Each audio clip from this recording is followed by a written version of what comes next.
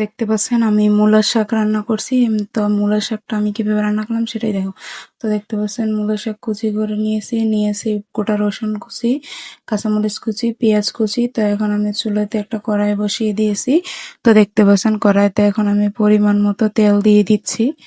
তো দেখুন কড়াইতে কিন্তু আমি পরিমাণ মতো তেল দিয়ে দেব।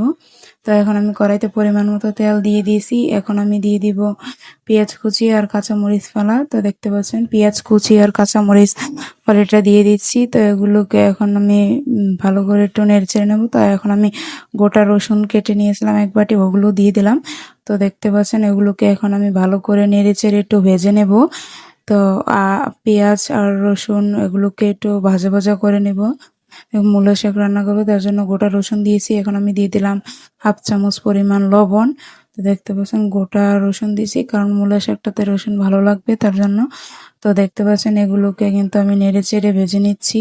তো প্রায় রসুন আর পেঁয়াজটা কিন্তু মোটামুটি ভাজা কমপ্লিটের দিকে। তো এখন আমি দেখতে পাচ্ছেন ভাজা কিন্তু প্রায় হয়ে আসছে, লাল হয়ে আসছে। এখন আমি ধুয়ে রাখা শাকগুলো দিয়ে দিচ্ছি।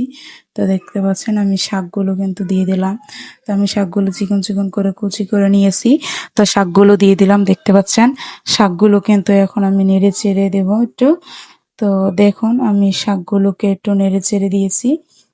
তো দেখতে পাচ্ছেন শাকগুলোকে কিন্তু আমি নেড়ে চেড়ে রসুনের সাথে পেঁয়াজ রসুনের সাথে মিশিয়ে নিচ্ছি।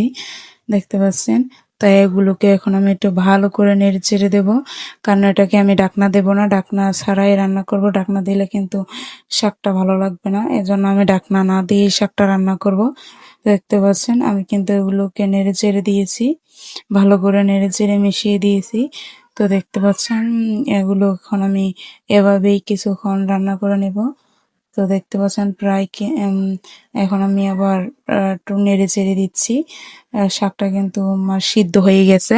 তো এখন এগুলোকে ভালো করে একটু নেড়ে চেড়ে নিচ্ছি। দেখতে পাচ্ছেন তো এভাবে কারা কারা মূলা শাক রান্না করে খেয়েছেন দেখতে পাচ্ছেন আমার মূলা শাকটা কিন্তু রান্না করা কমপ্লিট। তো এভাবে যারা যারা মূলা শাক রান্না করে খান তারা অবশ্যই